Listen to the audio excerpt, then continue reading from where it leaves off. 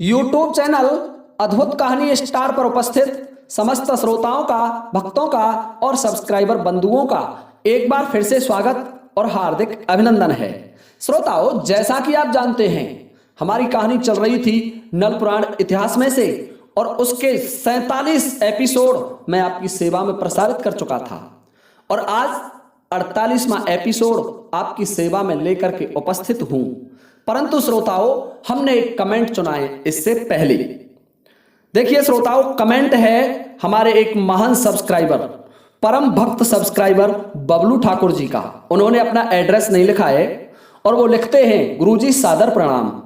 गुरुजी, मैं आपका वीडियो प्रतिदिन देखता हूं और जिस दिन आपका वीडियो नहीं आता है, आप नहीं डालते हैं, उस दिन मुझे ऐसा लगता है जैसे कुछ खो गया हो। देखिए श्रोताओं, कितने महान भक्त और कितने अच्छे सब्सक्राइबर, उनकी प्रशंसा में मेरे पास शब्द नहीं है। उनकी जितनी प्रशंसा की जाए उतनी थोड़ी है। तो देखिए श्रीमान बबलू ठाकुर जी, आप ऐसे ही हमारे वीडियो देखते रहिए और हम आपको नल पुराण इतिहास के पूरे एपिसोड सुनाएंगे। तो आइए श्रोताओं, आज का वीडियो आरंभ करता हूं और आपका ध्यान 47वें एपिसोड से जोड़ता हूं। 47वें एपिसोड में मैंने आपको बताया था कि राजा नल एक बावरिया के भेष में भीम शिखर में पहुंच जाते हैं राजा ऋतुपर्ण के साथ, और वहां राजा नल के गले में दमयंती रानी 2 बार वरमाला डाल देती है, परंतु राजा नहीं मानते हैं और तीसरी बार भगवान गणेश पर वरमाला डलवाई गई, उसको भी राजा लोग नहीं मानते हैं। और जब नहीं माना तो दमयंती ने और महाराज भीम ने एक शर्त रखी कि जो कोई क्षत्रिय राजा बिना अग्नि और पानी के भोजन बना देगा, उसको उसी के साथ दमयंती का विवाह कर दिया जाएगा। श्रोताओं, शर्त बड़ी कठिन थी। देवराज इंद्र, बड़े बड़े राजा, बामन गढ़ों के नरेश सब अपना अपना जवाब दे चुके थे, हिम्मत हार चुके थे। बिना पानी के और बिना अग्नि के भोजन बनाना संभव नहीं था। तो महाराज ऋतुपर्ण ने राजा नल, जो बावरिया के भेष में था, उससे कहा कि बावरिया, तुमने मुझसे, जिस समय तुम मेरे दरबार में आए थे, तो आपने मुझसे कहा था कि महाराज, मेरे पास 2 विद्याएं हैं। एक तो अश्व संचालन की विद्या है और दूसरी विद्या, मैं सर्वश्रेष्ठ भोजन बना सकता हूं। मेरे समान भोजन बनाने वाला रसोइया इस दुनिया में दूसरा नहीं है। देखिए श्रोताओं, अब तो राजा नल कहने लगे, जब आप नहीं मान रहे हैं और आप कह रहे हैं तो आपके आदेश का पालन तो मुझे करना पड़ेगा। राजा ऋतुपर्ण अपने सारथी बावरिया को लेकर के पहुंच जाते हैं, जिस रसोई में सूखा सामान रखा था भोजन बनाने के लिए। वहां ना कोई अग्नि थी और ना कोई पानी की व्यवस्था थी। श्रोताओं, सामने दरवाजे पर महाराज भीम, उनकी पुत्री और जो स्वयंवर में भाग ना लेने वाले नरेश, जो स्वयंवर संपन्न कराना चाहते थे, वो समस्त राजा लोग बैठे हुए थे। ऋतुपर्ण ने कहा, महाराज भीम, मेरा ये सारथी आपका भोजन बनाएगा और कन्या का वर्ण आपको मेरे साथ करना होगा। ये मेरा प्रतिनिधित्व कर रहा है, ये मेरा सारथी है और इसलिए इसके द्वारा जीती गई कन्या मेरी पत्नी होगी। राजा भीम बोले कि ठीक है नरेश, आप बैठ जाइए, पहले आप शर्त पूरी करवाइए कि आपका कौन सारथी, या आप या कोई राजा कौन शर्त को पूरी करता है। तो बावरिया फटे टूटे वेश में हाल बेहाल हो रहा था और उसको महाराज भीम ने और रानी दमयंती ने उस रसोई कक्ष के अंदर भेज दिया। राजा नल उस रसोई कक्ष के अंदर चले जाते हैं और रसोई कक्ष के अंदर जाकर देखा, सामान रखा हुआ था भोजन बनाने का। श्रोताओं, राजा नल भोजन तो बनाते थे, परंतु भोजन वो इस तरीके से नहीं बनाते थे, क्योंकि राजा नल तो केवल अग्नि मंत्र जानते थे और जो वरुण मंत्र था वो रानी गजमोतनी जानती थी। अब राजा नल अधूरे रह गए। राजा नल बड़े चिंता मग्न हो गए और उस रसोई कक्ष के अंदर ध्यान लगा करके बैठ गए। माता भवानी का याद करने लगे, माता भवानी को, कि माता, यदि आज तू इस कक्ष के अंदर नहीं आई, इस रसोई में नहीं आई, तो मैं अपना शीश काट कर तेरे चरणों में अर्पित कर दूंगा, क्योंकि माता तुम जानती हो कि दमयंती रानी इसी शर्त के अधीन है, और यदि ये शर्त मैं पूरी नहीं कर सका तो दमयंती रानी फिर मुझे मिलने वाली नहीं है, क्योंकि इस समय मैंने भेष बदल रखा है। श्रोताओं, रानी दमयंती बाहर बैठी हुई है, राजा भीम बाहर बैठे हुए हैं, और राजा नल उस रसोई कक्ष के अंदर बैठ करके माता का ध्यान लगा रहे हैं। ध्यान लगाया तो भवानी माता का सिंहासन हिल गया, माता दुर्गा का सिंहासन हिला। दुर्गा बोली, लांगुरिया देख करके आओ, मेरे किसी भक्त पर बहुत बड़ा संकट है, किसी भक्त को मेरी इसी समय आवश्यकता है, एक क्षण में देख करके आओ क्या होने वाला है। हे श्रोताओं, जैसे देवऋषि नारद को भगवान भेजते थे, ऐसे ही माता देवी ने अपना लांगुरिया भेज दिया। लांगुरिया ने देखा कि नैसद के राजा महाराज नल रसोई कक्ष के अंदर बैठे हुए हैं और ध्यान कर रहे हैं माता देवी का। एक क्षण में ही लांगुरिया ने देखकर माता देवी से कहा कि मातेश्वरी, नैसद के महाराज राजा नल तुम्हारा ध्यान धर रहे हैं, तुम्हें बुला रहे हैं, और उन्होंने अपना खड्ग अपनी गर्दन पर जमा रखा है, वो अपना शीश काट करके आपके चरणों में अर्पित करने वाले हैं। देखिए श्रोताओं, माता देवी ने जब ये सुना कि मेरा परम भक्त, मेरा शिष्य नल इस तरीके से और रसोई कक्ष के अंदर बैठा हुआ है, तो माता देवी ने अपना सिंह सजाया, सिंह पर सवार हो गई और चल देती है उसी रसोई कक्ष के अंदर। कुछ ही क्षणों में मातेश्वरी प्रकट हो गई और बोली, पुत्र नल क्या करने जा रहा है, क्यों घबरा रहा है? हे बेटे, तुझे याद नहीं कि मैंने हिंस के बेड़े में तुझे सिंगनी बन करके दूध पिलाया था, मैंने तेरा नार काटा था, और जहां तेरी हार होनी थी वहां तेरी जीत कराई थी, आज क्यों घबराया? क्या बात है? देवराज इंद्र को भी मैंने पराजित करवाया। तो राजा नल माता देवी के चरणों में गिर जाते हैं, कहने लगे, मातेश्वरी तुम जानती हो कि मैं भोजन बनाने में इस संसार में सर्वश्रेष्ठ हूं, परंतु जब मेरे साथ रानी गजमोतनी होती थी, मैं बिना अग्नि और पानी के भोजन बनाना जानता था, परंतु माता मेरे पास तो केवल अग्नि मंत्र है, वरुण मंत्र तो स्वयं गजमोतनी जानती थी, अब मैं क्या करूं? तो माता देवी कहने लगी, बस बेटे छोटी सी बात है कि हाँ माता, तो तू याद कर, जिस समय गजमोतनी ने छत से गिरकर के प्राण त्यागे थे, मृत्यु को प्राप्त हुई थी, उस समय तो उससे कहा था कि महाराज जिस समय आपको कोई सहारा ना मिले उस समय आप मेरी याद कर लेना, मैं आपके सन्मुख खड़ी हो जाऊंगी और आपकी भरपूर सहायता करूंगी। हे श्रोताओं, राजा नल से देवी माता ने कहा, बेटे अपनी पत्नी गजमोतनी की याद कीजिए, करो गजमोतनी का स्मरण कि माता गजमोतनी को मरे हुए तो सालों व्यतीत हो गए, कि नहीं पुत्र, वो हमेशा तेरी सहायता के लिए तत्पर रहती है, तू बुला उसे और वो उसी समय आएगी। हे श्रोताओं, देवी माता के कहने से नल ने गजमोतनी रानी का ध्यान किया, और जहां गजमोतनी की आत्मा बैठी हुई थी उस स्थान पर एकदम से आवाज पहुंची। श्रोताओं, आपको बताना चाहूंगा कि गजमोतनी एक अप्सरा थी स्वर्ग की, और कुछ समय के लिए एक श्राप के कारण घुमासुर दाने के यहां पुत्री के रूप में जन्म लिया था। हे श्रोताओं, जब गजमोतनी ने सुना कि मुझे मेरे पति आवाज लगा रहे हैं, तो गजमोतनी की आत्मा बड़े तीव्र वेग से एक प्रकाश पुंज के रूप में चल देती है, और कुछ ही समय में उस रसोई कक्ष में एक तेज पुंज खड़ा हो जाता है। राजा नल देख रहे हैं उस तेज पुंज को। देवी माता कहने लगी, पुत्र यही आपकी पत्नी गजमोतनी है, ध्यान से देखिए। श्रोताओं, राजा नल ने ध्यान से देखा तो गजमोतनी का शरीर दिखाई दे रहा था, गजमोतनी दिखाई दे रही थी। अब तो राजा नल रोने लगे उस कक्ष के अंदर। गजमोतनी बोली, क्षत्रिय होते हुए स्त्रियों की तरीके से आंसू क्यों बहा रहे हो महाराज?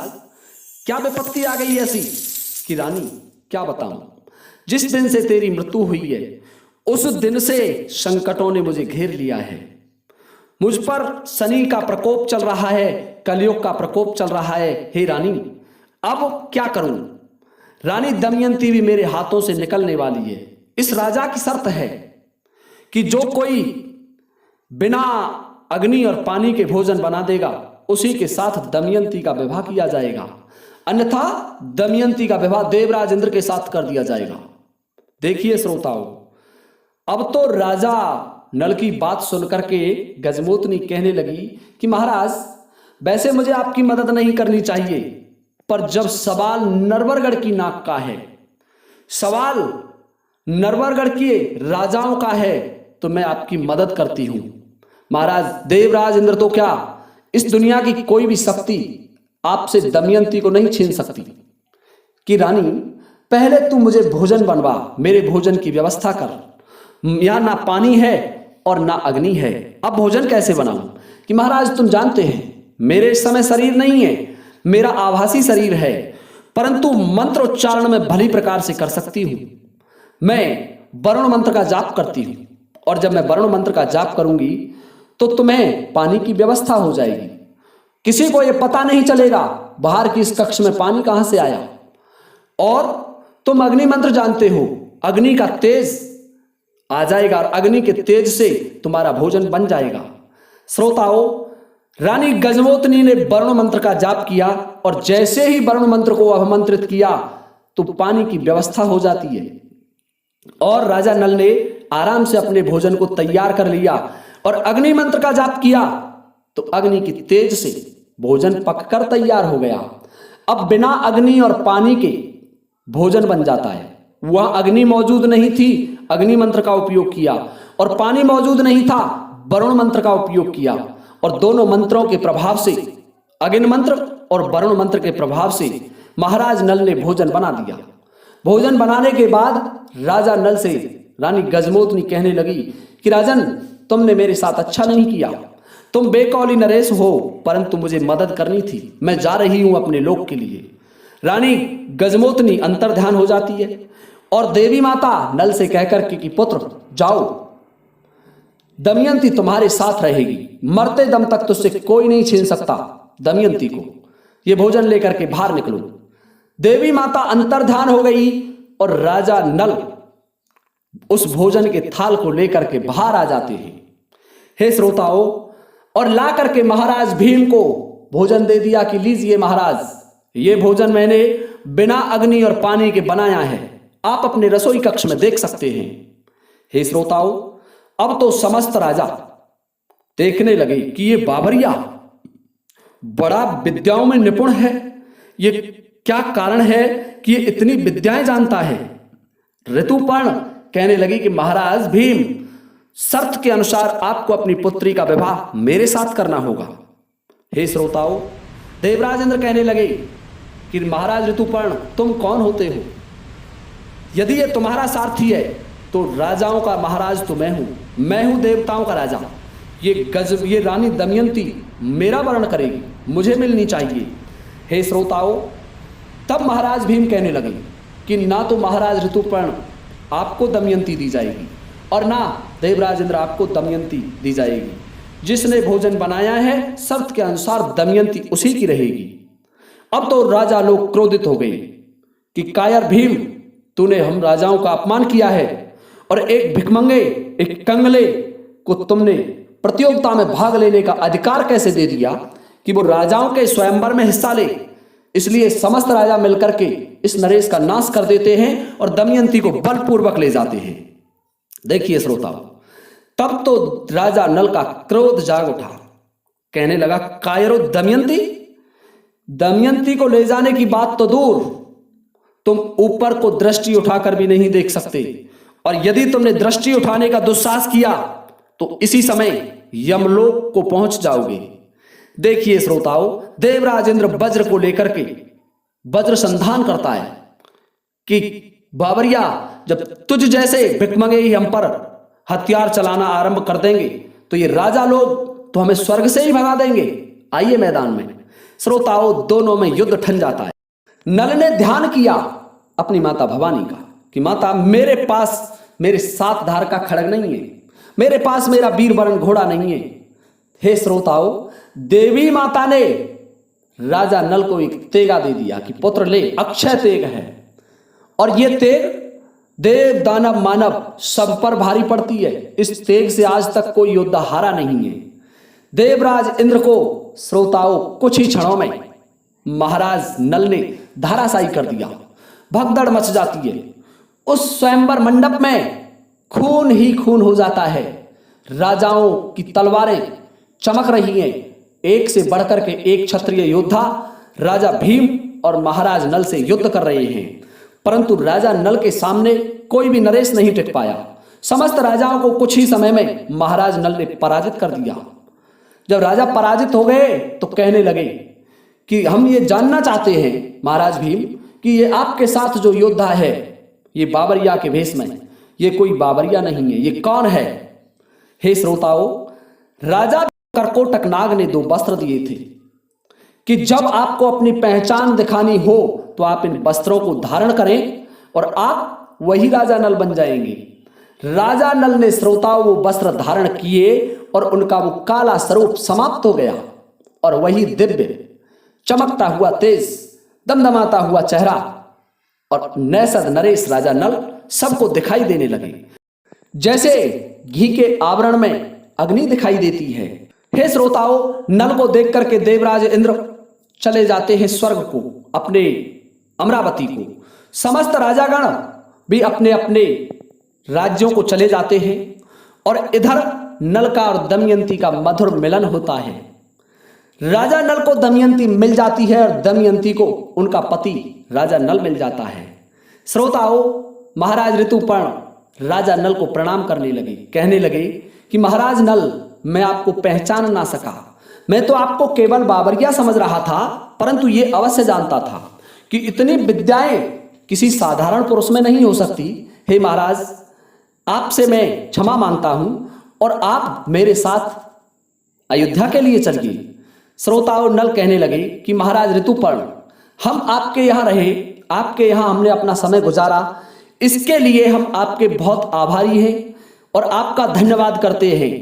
आपके हम ऋणी हैं, परंतु हे राजन, तुम जानते हैं कि मेरे ऊपर 12 वर्ष के लिए शनि का प्रकोप है और इसलिए अब मैं आपकी राजधानी नहीं जा सकता।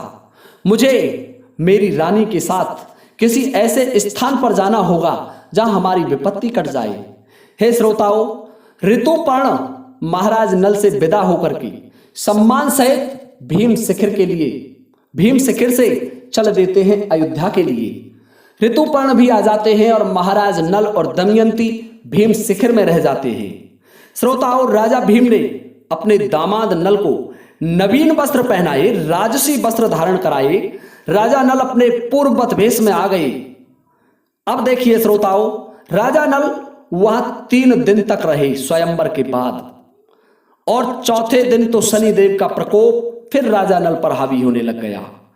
अब श्रोताओं, यहां से आगे का जो वृतांत है वो मैं कल के वीडियो में आपकी सेवा में लेकर के उपस्थित हो जाऊंगा। अब नल और दमयंती का मिलन हो जाता है और 12 साल का शनिदेव राजा नल पर चल रहा है, राजा नल पर औखा पड़ रही है। उसका अगला भाग कल आपकी सेवा में फिर मैं प्रस्तुत करूंगा। इसी के साथ ये वीडियो समाप्त करता हूं। जय हिंद, जय भारत।